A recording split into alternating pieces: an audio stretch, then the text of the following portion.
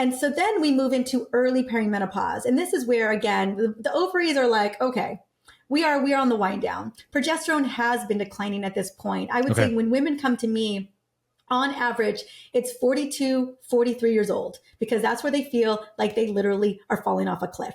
Their brain is shifting. The breasts are swelling, more water retention, PMS symptoms. And I would say that, again, estrogen is probably still doing well, but she's fluctuating a little bit. But progesterone is definitely on the decline. And so it's a lot of brain-related symptoms. And my demographic, a lot of high-level, high-achieving women who have a lot of balls in the air, and then all of a sudden it feels like they don't have capacity for all of that they were able to hold. So they're like, man, I used to feel steady. I used to feel sharp. I was very productive. I was high functioning. I could do a lot of high level thinking in my job. And all of a sudden I'm finding that it's not as easy to do those things anymore.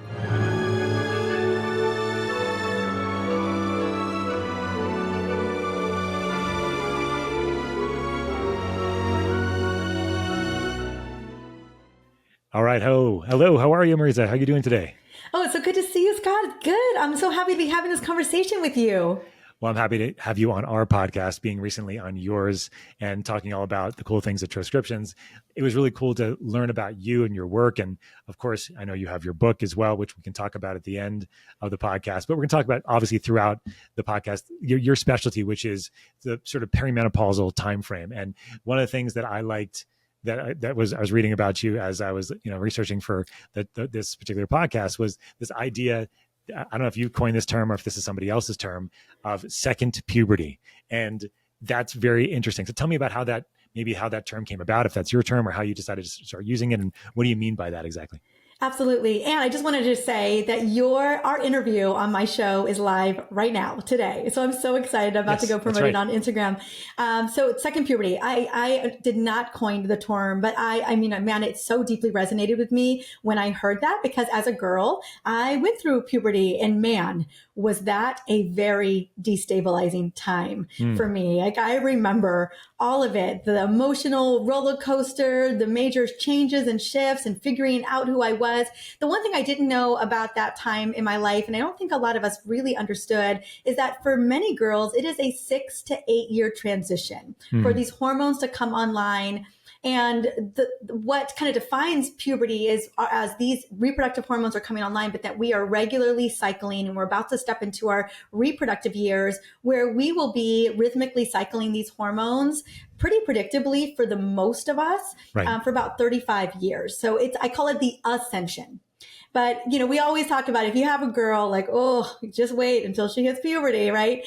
And so then our second puberty is the descension.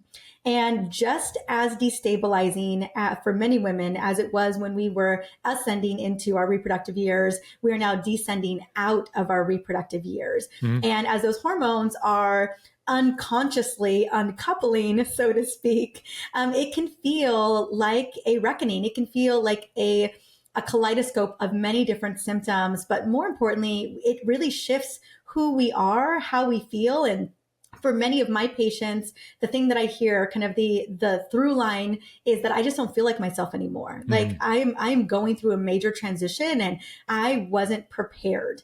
And so that's why I love having this conversation, because I feel like at least many of us were prepared for our first puberty. Like, there was some conveation. And I think we're having more of those conversations with our kids than we used to. But I feel like women know menopause is coming, that there's that inevitability. But the transition into menopause, there was a lot of brushing off for many, many years, or many centuries, so to speak. Yeah, totally. And so the second puberty is really this, you call it a descension, the idea that you're kind of like, all those hormones and all that, the cycling is kind of going away. Yes. And you're talking about preparation. And I think this is an interesting one, because I know this, and maybe you can kind of go through maybe the time frame that you're talking about. But when you think about preparation for perimenopause, menopause timeframe, what age range are you typically talking about on average? And then how would you consider preparing in this case, in sort of in a preemptive sort of way, as opposed to waiting, maybe until things are a little bit more further along in the process? Absolutely. Well, I want to first just highlight the menstrual cycle for just a second. Of course. And that it is a superpower. This isn't how I was brought up, though. I was brought up that now that you're a woman, you tolerate these periods, and this is just how it's going to be for a very big chunk of your life. So get ready to get on the toleration train. That was very much the vibe. Yeah. I didn't know about ovulation.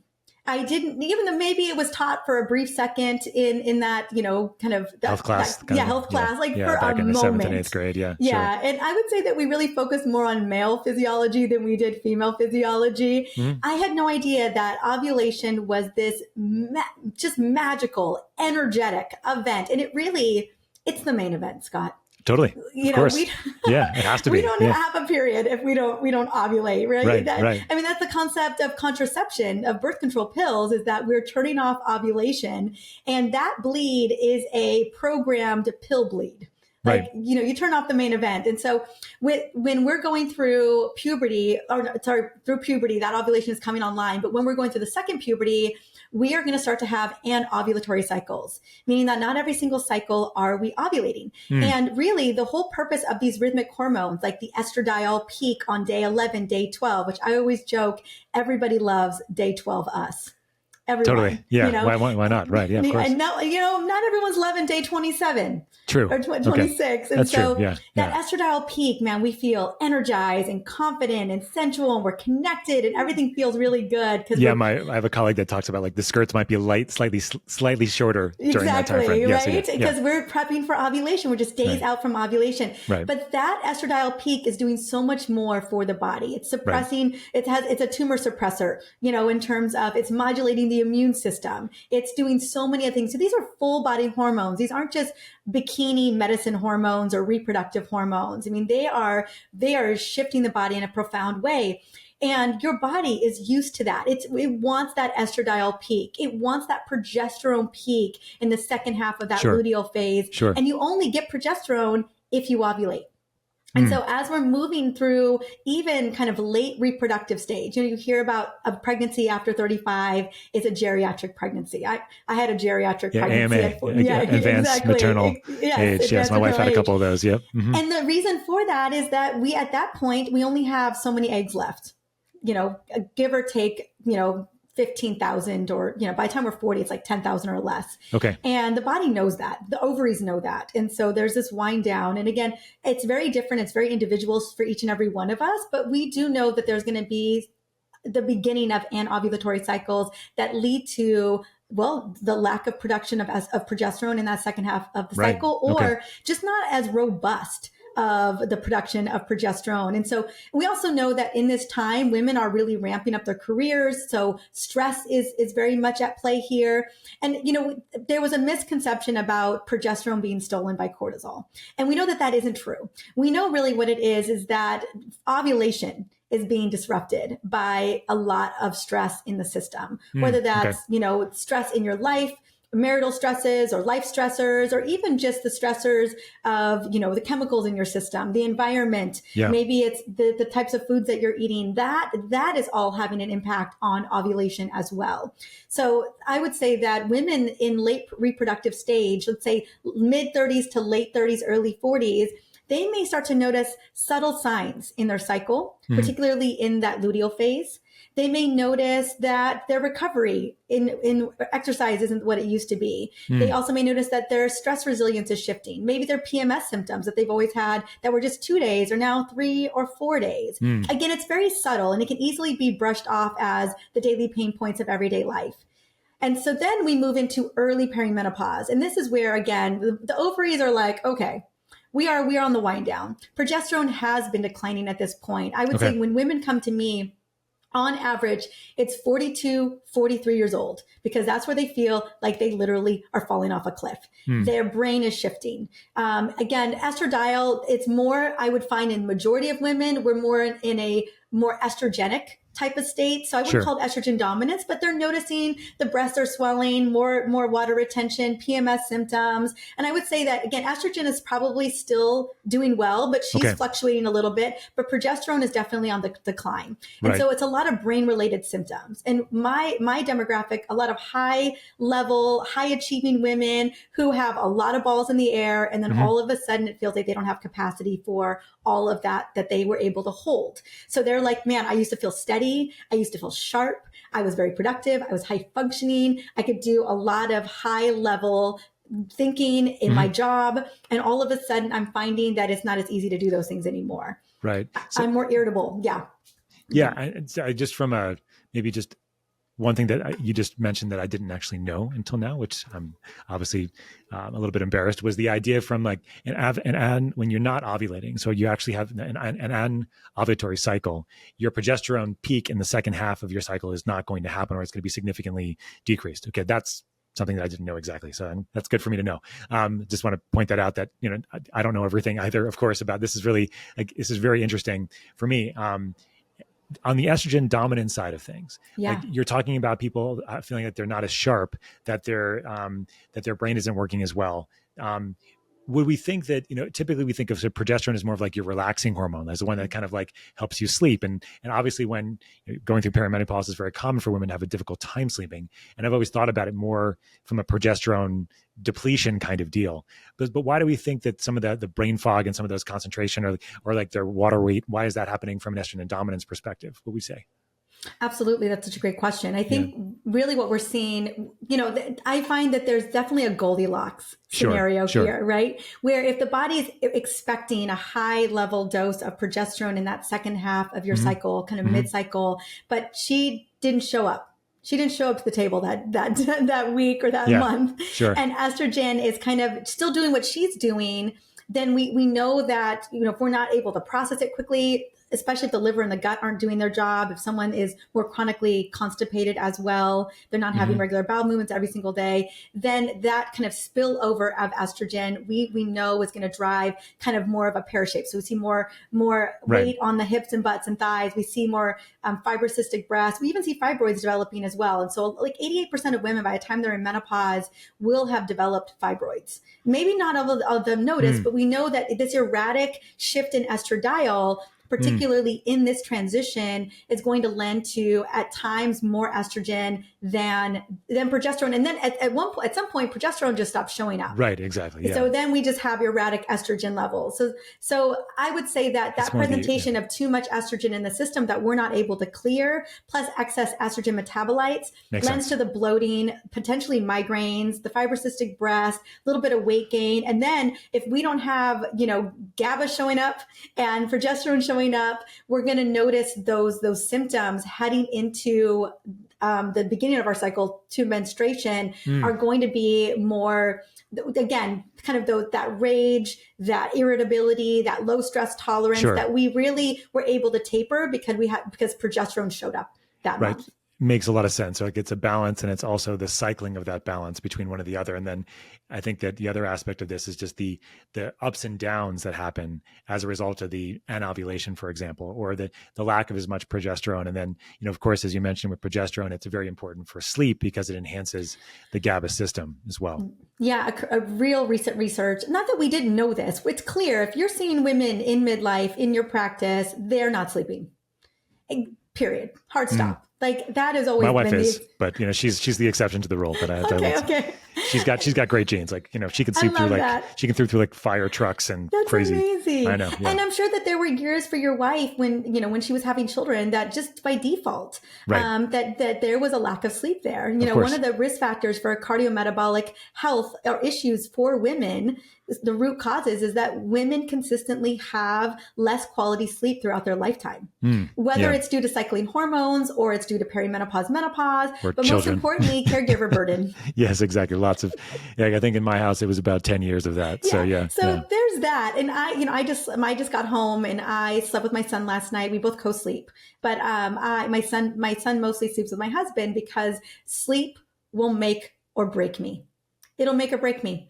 It can feel like if I don't get the quality of sleep, the deep quality of sleep, or I have the sleep consistency that my brain relies on, it can feel like I had 3 glasses of champagne the night before. And I haven't touched alcohol in years, right? No, That's what it feels like. Yeah. I have mom guilt because I'm traveling a lot, and they just left. My son and husband just left. And so I promised my son that I would sleep with him all night last night. Okay. How'd that go? Did not go great for me. He loved it. But it's the sacrifice. So I woke up today and I was like, oh yeah, this is exactly what I thought I was. And I even went to bed extra early knowing that there were going to be many sleep disruptions throughout the night, just because his hand hit my face. He ended up kicking me. It's all these things. He sleeps on me. One part of my night is his head was on my head. Oh my goodness. And he's I can't do that. I can't do it. I can't. I mean, you've heard of the sleep divorce, right, Mariza? So. Oh yeah, I'm sleep divorced. Oh, you do? So you and your husband sleep in different rooms? Yeah, we sleep in different rooms. Nice. Yeah. And we've been sleep divorced for 2 years. Yeah, there's a better word for it now that doesn't sound like divorce. Divorce is like sleep union or sleep agreement or something like that. Have you heard this? Trying to make it sound more positive. I have. I'm still calling it a sleep divorce. Okay. But I'm deeply grateful that my husband co-sleeps with my son and it's not me. Alex is able to. He's more resilient. He's younger than me. He has more capacity than I do, Nice. And so he can really do it. But I do make these beautiful exceptions. I mean, my son, if he can, he always wants to sleep with mama. Yeah, the sleep divorce thing is a big one. I mean, and from like a diet, lifestyle, behavior side, like the sleep part is so big for all of us. Did you notice, when did you decide to do that yourself? Was it something that you've done for most of your relationship, or was it something you guys decided later on? No, when I was 43 years old, my son was 2.5. I was still breastfeeding, but I started experiencing perimenopause. And then I got 2 major concussions back to back within 2 weeks. Oh, goodness. And I basically spiraled. It was about 2 summers ago. At this time, 2 years ago, I was in a dark room praying to God that I was going to recover. Oh my goodness. And so at that time, we decided I had to stop breastfeeding because I had to get on progesterone and high levels of glutathione. And there was just a lot of supplements and support that I needed to heal my brain. And it wasn't conducive to me breastfeeding my son anymore. And so we decided, because the sleep was so mission critical for my healing, that my husband would take over co-sleeping with my son. And it took me, I was in the trenches, I would say kind of in the dark hole of that healing journey for at least 3 months, where I was in brain recovery treatments, hyperbaric oxygen, almost every single day. Right. There were days where I couldn't, but the first month I wasn't able to drive my car, or at first couple of weeks, not to get ready. I couldn't get my son ready. It was a very challenging time for all of us as a family, but my husband really stepped up, and he's the one who took over co-sleeping with my son. And so we have basically maintained that ever since, because even though my brain is sharper and more clear in the midst of perimenopause, oh my goodness, than it had even been a year ago. I know that if I was consistently sleeping with my son, I would definitely have a little bit of a spiral out again. Yeah. Well, thank you for sharing that, Mariza. That sounds like it was quite the ordeal with the concussions and everything. And obviously I have a lot of experience on that side of things, involved in hyperbaric medicine for a long time and a lot of concussion recovery. One of the things that I did actually just recently learn from a colleague of mine is that a significant event like that can have a massive effect on perimenopausal hormones and the sort of the rapidity or like how fast things might change. Was that your experience, or was it something that, you'd already noticed it was ongoing before you had the concussions? Yeah. If we really want to rewind a little bit, because I think about how many women are having children later. Yeah. Totally. And then there's no gap between postpartum and perimenopause. It wasn't until my son was 2 that my cycle even came back. So for 2 years, I didn't have a cycle. Wow. And so I was kind of just living in this postpartum, whatever, I would say vortex. And particularly probably because I decided to breastfeed my son for so long that hormones weren't coming back online. So they had just been online for 4 months before I started to notice, again, subtle symptoms. I wasn't clear. I remember when I started feeling fatigue and brain fog. This was about 2 months prior to the concussions. And I remember, again, not feeling like myself, like something's not right. And I will tell you that I did not come into pregnancy or perimenopause with a clean bill of health. I had been diagnosed with Hashimoto's thyroiditis before that. I had burned myself to the ground many times before that. I had, at one point, probably had insulin resistance, just didn't know. Sure. And so when I started having these subtle symptoms, I thought it's got to be a Hashimoto's flare, or my thyroid isn't dialed. Something isn't right. I remember going down the rabbit hole, doing all the tests. Again, we kind of just don't want to admit it's perimenopause until it's so obviously, oh my gosh, this is what I'm going through. Right. But in this discovery of trying to figure out what was going on with my body and my brain and everything, I got hit in the head twice. And so that became its own journey. And it wasn't until I was on the other side of that fall, winter, where I had rage 3 months in a row that I knew. And I thought initially the first month of rage, I was like, oh, maybe this is still delayed concussion symptoms. Sure. Because people will have major mood changes and rage after concussions. Of course. So I thought, this is a concussion symptom. I'm having rage. My mom also had rage in perimenopause. That was her truest, biggest symptom. Wow. Okay. But I started tracking my cycle around my symptoms. I always recommend women track your cycle. It's your monthly report card. Also match your symptoms to your cycle, because at the beginning of perimenopause, these symptoms are often cyclical. Right? So literally 7 days before my period, 3 months in a row, I would wake up with this deep sense of dread. Like life was insurmountable. Wow. 5 days ago, it wasn't. I was handling everything just fine. And I would wake up with this, and then this rage that I just felt like it was uncontrollable, that it just wasn't who I was. And I started to track, and it was that third month. It was November of 23. I was like, this is perimenopause. This isn't just a concussion. Wow. So that's how I knew. But so often women, it's a unique experience. There were so many things that were happening to me at the same time that this was presenting that made it really murky for me to know that, oh, it's a yes and. Yeah, totally. I mean, you had a pretty significant sort of transition there, right? Because you had the concussions at the same time. But I think you make a really good point that so many women are having babies later. So that transition could be very quickly from one to the other, from being postpartum to breastfeeding, then all of a sudden to being perimenopause. And then, of course, as you said, women are very active at this point in their life in their late 30s and 40s. And this is where they may have multiple kids, may have multiple jobs. But yeah, I was just interested on the side of the concussion, or like a surgery, for example, or a severe trauma of some sort. Yeah. Where you could have like a significant sort of cliff dive of some of those hormones as a result. Absolutely. Of that. Yeah. One of my dear friends, Dr. Jessica Drummond, had long COVID. I don't know if you know her. No. She works with a lot of women with endometriosis, but her specialty is looking at women in perimenopause, but also with chronic illness, chronic infections, and how it was actually her long COVID that shoved her from very early peri straight into menopause. And so that's kind of a niche that she focuses on, is women who have a pretty severe trauma or a viral infection that just sends them from peri right into menopause. And so we do know that these types of stressful events or traumatic events can have a profound impact on our rhythmic hormones, our menstrual cycle, and can kind of push up the timeline into menopause a little bit sooner. Yeah, and this makes a lot of sense to me, because when you have a traumatic event, it also causes significant, profound inflammation in the system. It causes immune dysregulation.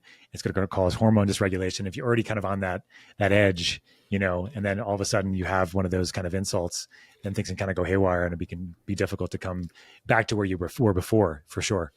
Yeah, and even just the minor insult of stress, everyday stress, in that we, up until a point, I think, I used to think that stress and revving my stress response system when I was younger was my slight edge. Sure. I was like, ooh, I'm going to just turn this system on, and I'm just going to bypass you. And, in your 20s, you can kind of get away with this. It's okay. Absolutely. Yeah. Even in your 30s, maybe. Yeah. Into your early 30s. Yeah. 35, my body was like, hard stop, woman. You can't do this anymore. Yeah. Yeah, no, I get it. Mine was 40 when I turned 40. It was like, you can't do it anymore. Yeah, I get it. Yeah. I mean, even in high school, I was racing, like my life depended upon it. I grew up with a lot of child abuse. I grew up with just surviving, and no one betting on me. So even, you had that little 5-minute break between classes. I was meeting the principal, deciding, what the big agenda for Spirit Week was. This was my life. And Gotcha. so even in high school, I was racing. I was running from myself. Maybe I was running from my trauma. I was running from the abuse I was dealing with. I was trying to escape. And so I think from an early age, I kind of was burning the candle at both ends. So it caught up to me a little bit earlier. I remember being in practice with so many women in their 40s and 50s in midlife, and I had the exact same symptoms that they did. And I thought, oh goodness, like I'm 15 years, 20 years away from now. I better figure this out. But as we head into peri in particular, you've got all these balls in the air and you were able to do it. Yeah. Kind of like you said, 40. And then hormones begin to shift, this shield. They're these protector hormones. They begin to erratically shift. Sure. And all of a sudden, things that you were able to keep under control, that you were like, I got this. I can handle this stress or this insulin resistance or a little bit of this metabolic dysfunction that's happening or my thyroid. I can keep her at bay. All of a sudden, with symptoms that you may not have known about become more apparent. They present more, and things that you had under control come up for review again. So I think a lot of women were like, "Man, I had this under control, and now it's all falling apart." Wow. Yeah. You've talked about this, I know, a number of the things that you've done as far as the metabolic side. And you mentioned having, some Hashimoto, some other things going on before you went into the perimenopausal state. How do you think about metabolic health for women now? I mean, and as opposed to men, right? So like, obviously, men and women are not the same gender. We have a lot of things that are different. We're not the same. And unfortunately, and I did a podcast with a lady a long time ago. Her name is Kayla Osterhaus, and she does all this research on how most of the research obviously has not been done on women over the years. No. And she's trying to change that. And she has a really cool thing that she's been doing. But how do you think about metabolic health for women? What are the main things that you're looking at? What are you trying to, like, again, I'm thinking more like the preemptive side here, right? So people's kind of going through, like, say you're like late 30s or like mid 30s and you're like, okay, I really want to sort of optimize. And like, how's your approach? What is your approach for women in that capacity? Absolutely. Well, I think, just centering back to the menstrual cycle and ovulation as well. I think if there was I don't know if there's a more energetic event that requires good metabolic health than ovulation. Yeah. I think the big distinction between you and me is that I 3D print people. That's it's kind of a big distinction. Like, let's be honest, right? Distinction. Yeah, I don't understand how we. Yeah, it's not a small one. Yeah, and the ovaries have the most mitochondria per cell too, right? You guys exactly. massively. Yeah, and especially right at ovulation as well, right? And then if we get pregnant, then that amps up in a really big way. I always say that pregnancy is it's the biggest marathon you'll ever run. The amount of energy that's required, the amount of thyroid hormone that is required just to make that work is just incredible. Right. Yeah, I think there's some relationship to like the thyroid hormone drop with some morning sickness symptoms too, if I'm not mistaken, right? Absolutely. So for me with Haji's, we ended up increasing my dosage even before, like right when we knew I was pregnant, we increased that dosage to ensure that I had enough thyroid hormone to maintain the pregnancy and maintain a very, very healthy pregnancy. So all of those things are taken into account even during pregnancy. Right. But I think about, all these women that I've taken care of over the years with polycystic ovarian syndrome. And then we see that developing even in our teens. The NHANES study just got updated where 1 in 3 children are pre-diabetic currently. Wow. And 1 of 4 children have full-blown diabetes. It's crazy. I just want to just sit with that for a second because that is just mind blowing. It is mind blowing. Yeah. And then we think about these girls who have some level of metabolic dysfunction heading into puberty or in puberty and then into our 20s. Are we surprised that we're seeing 1 in 5 women with polycystic ovarian syndrome? At the root of that is insulin resistance. And then that's if there's the diagnosis, everything's a sliding scale. So there's gray area where someone can have insulin resistance and have relatively irregular periods, but don't have all the distinctions of polycystic ovarian syndrome. And so I think I get a lot of women who are coming into the perimenopausal transition already having a level of insulin resistance. Okay, that's the biggest, right? So yes, insulin resistance I would say the biggest root cause. So that's what I'm always looking at. One is I'm looking at your cycle. I'm looking to see, I'm looking at your labs in terms of your glucose metabolism and your overall metabolism. And so I'm taking all of those things into account when I am building a protocol for the woman that I'm working with. Because, for example, I have a patient of mine who's one of my best friends who just happens to come to me. I've known she has two boys under 5. She's 36 years old, and she has been run down. She's been trying the conventional approach. She finally came to me and she's like, Mariza, nothing's working. I'm burned out. And so I had a full comprehensive panel that I had her take to her naturopathic doctor. And I was like, demand this. Like I need this information to know what's going on. Her lipoprotein little a is 150 milligram per deciliter. She was 105 milligrams per deciliter with fasting glucose, so she's pre-diabetic. Her triglycerides were 150 milligrams per deciliter. So her blood pressure is 130/80. She has metabolic syndrome. And she's only 36 years old. And so I think about what it's going to look like for her, knowing how she feels right now, stepping into what I consider to be the zone of hormone chaos, and how do we future-proof her to even manage perimenopause with grace and vitality? And that's just going to be a lot of work, but it's a comprehensive look at what that woman's going through. And then it's a massive lifestyle shift that we're going to have to be implementing for her to step into perimenopause. Right. One thing you mentioned earlier, and just speaking there, was around blood sugar and insulin resistance. And I was talking to another friend, her name's Christine Marin. She's a family doc here in Colorado.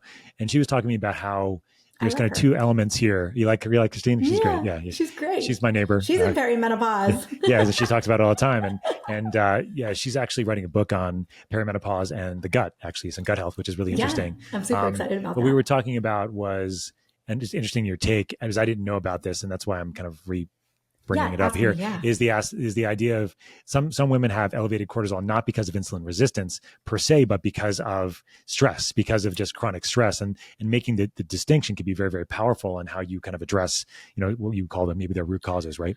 Yeah, also just to acknowledge that the co-elevation of cortisol is going to drive insulin resistance. Exactly, yeah. Cortisol is a survival hormone, and thank goodness for it to be able to modulate our immune system and to wake us up in the morning and to be an essential part of circadian rhythm function. I don't know if everyone's got optimized circadian rhythm function, but cortisol is a part of that conversation. But this is how I knew in hindsight, I had insulin resistance. I always blamed it on cortisol, but I was addicted to sugar. It was a tailspin. It was easy to pin it on the stress. I see. But Gotcha. I was constantly feeding a stressed system. And as a result, I would say that I was on a perpetual blood sugar roller coaster for probably a decade. Okay. I had no idea. I was just trying to survive on trying to fuel energy, the wrong kind. Yeah. And so, I think a lot of women come into some level of insulin resistance. If only 7% of us are metabolically healthy, let's do the math. How many of us are coming into perimenopause metabolically alive? And then you add in the disruption of these hormones and really having to rely on more survival hormones like cortisol.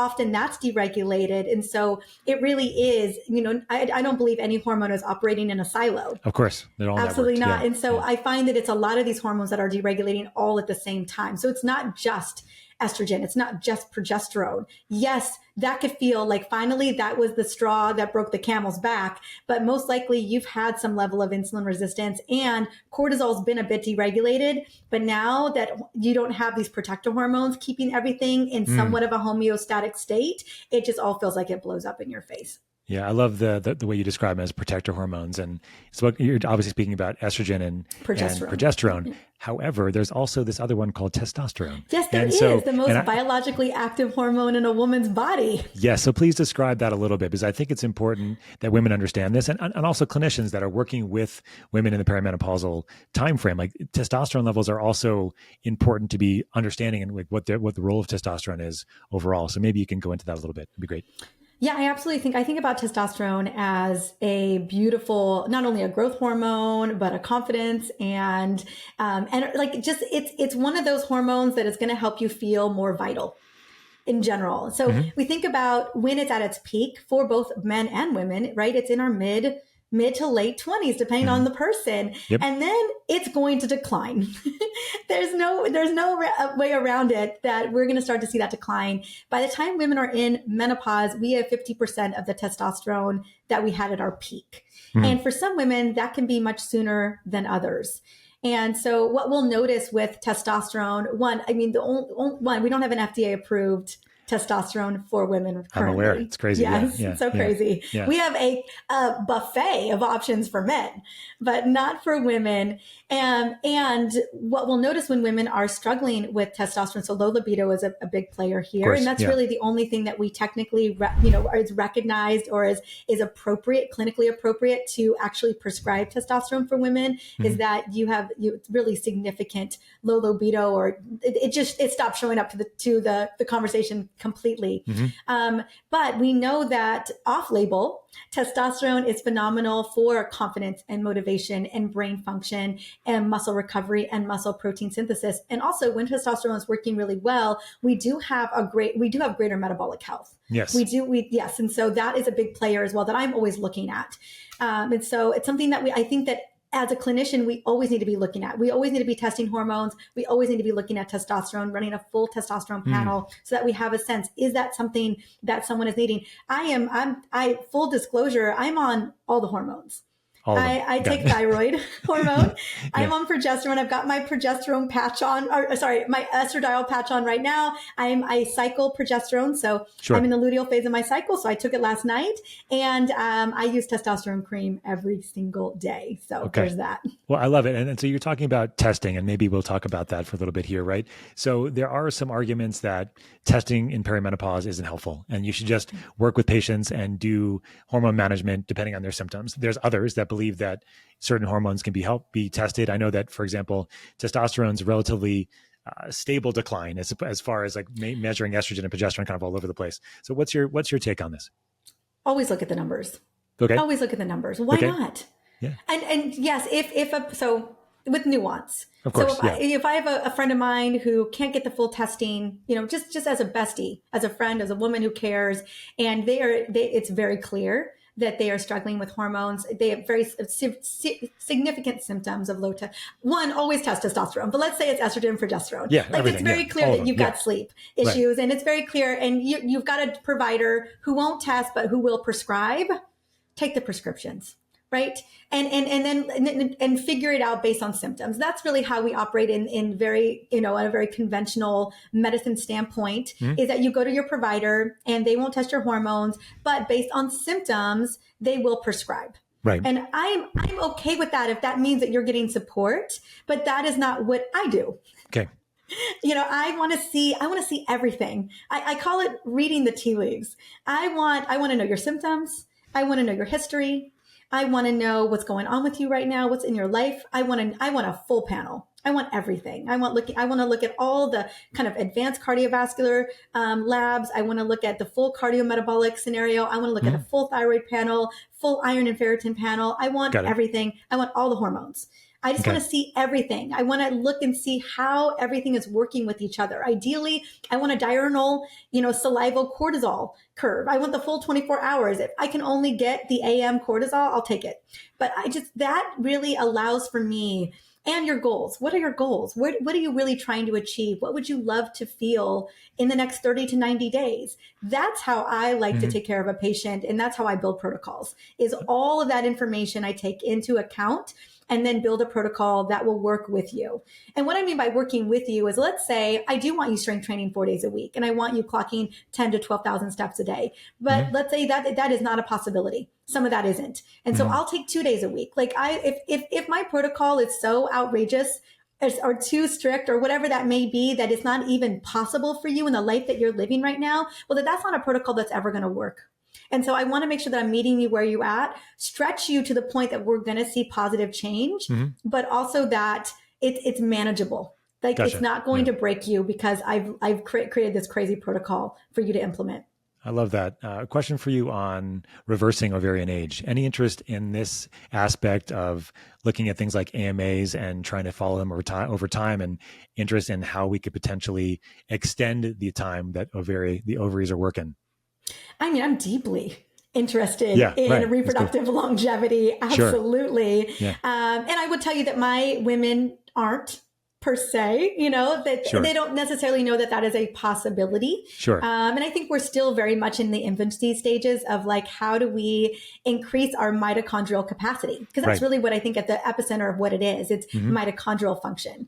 And so that is the conversation around longevity. And so there are supplementations and, ribomyosin and different things that you can do to help. But I've only really seen the research maybe extend us out for about a year or so right now. I still think we got a long ways to go before we really fully understand how to preserve our ovaries so that we are living longer. And well, not even just living longer, living a higher quality life, because it's just important for everyone to know that although women live longer, right, our average age expectancy as a woman is 81 years old. And for men, it is 76. And although we are living longer than you, 25% of our lives are spent more in debilitating health than men.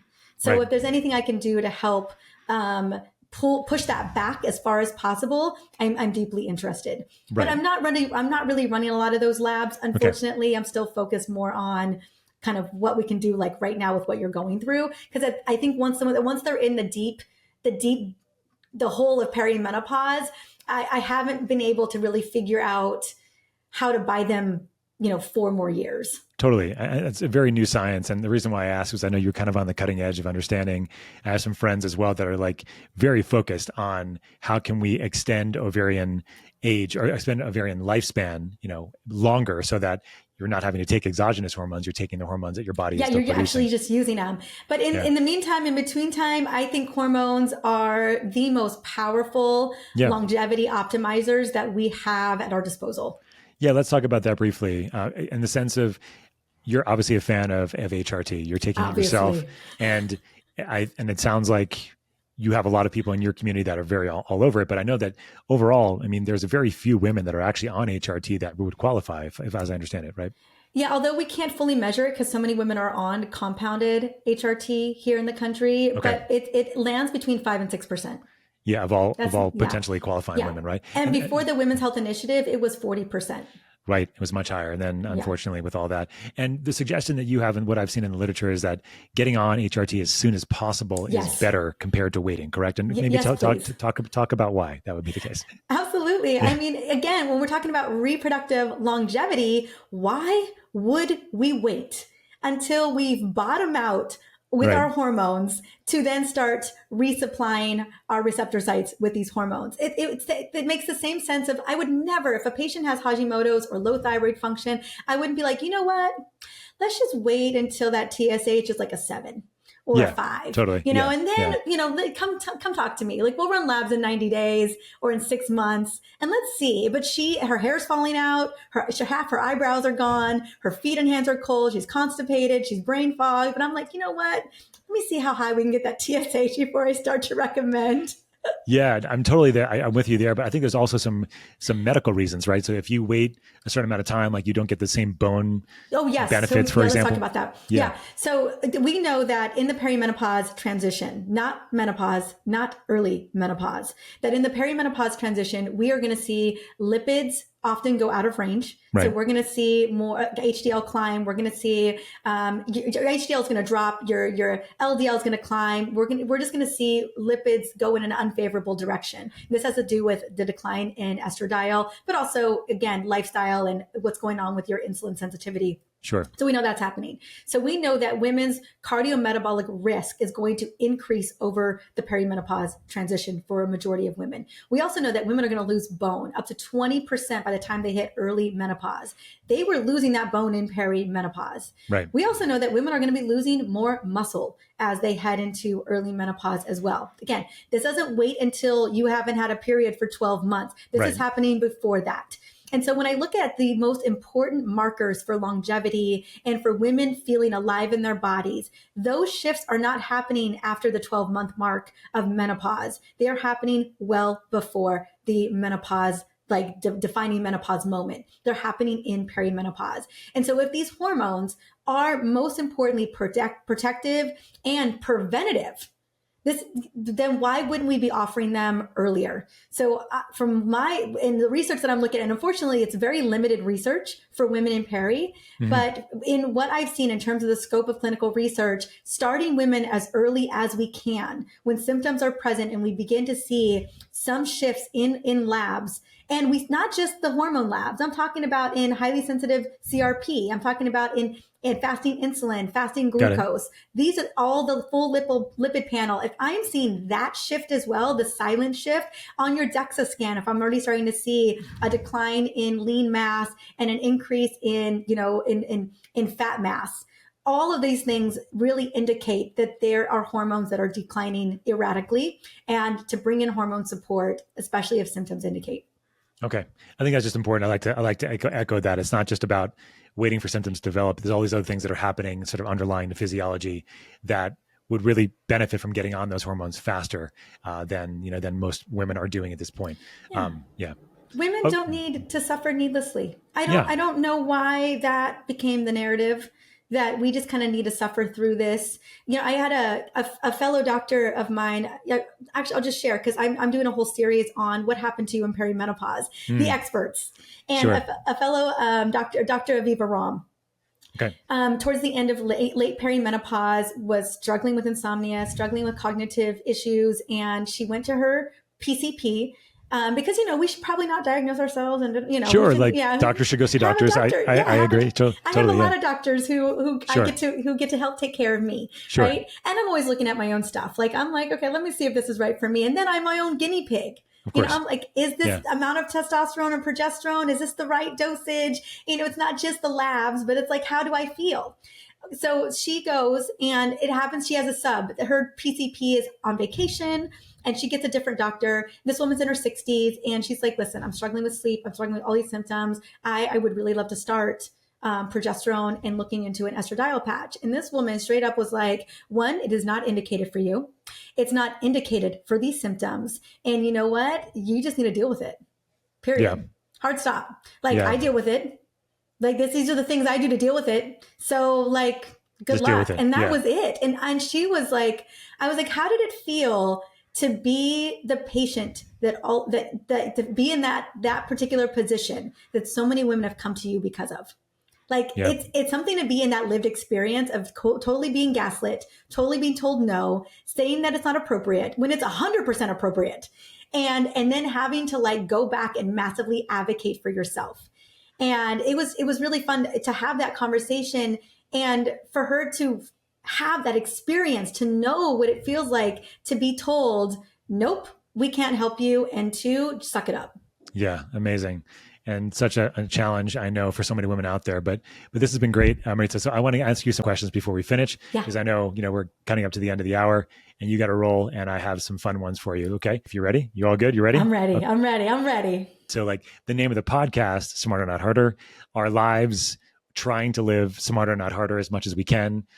What are the three things? You may have already just mentioned them. If you have three things you could give advice to anybody listening across all of your levels of knowledge, experience, what would those three things be, Mariza?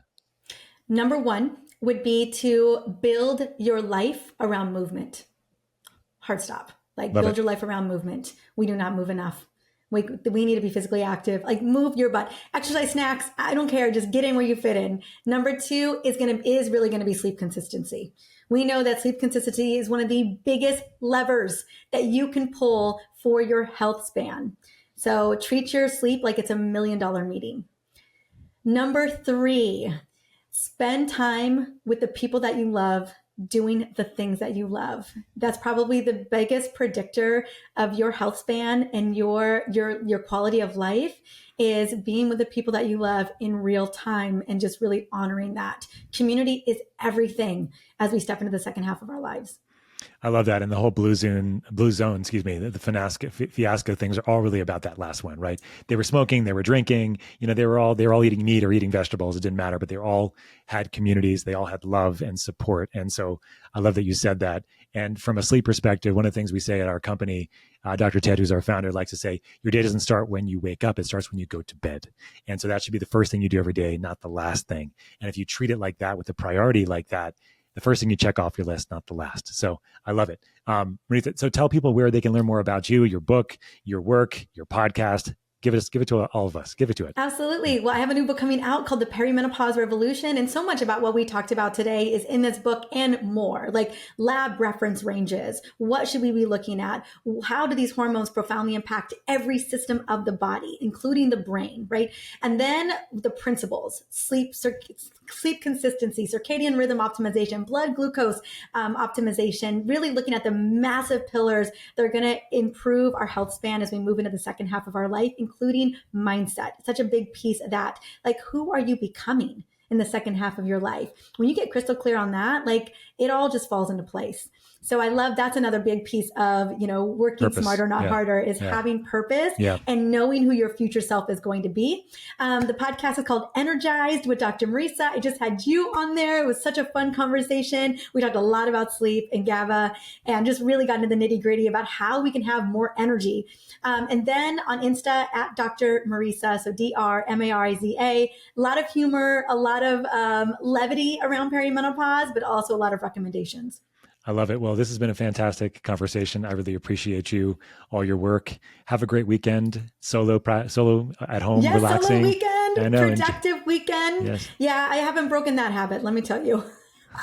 No need. Well, everybody, thanks so much for listening, and we'll check you next time. Take care.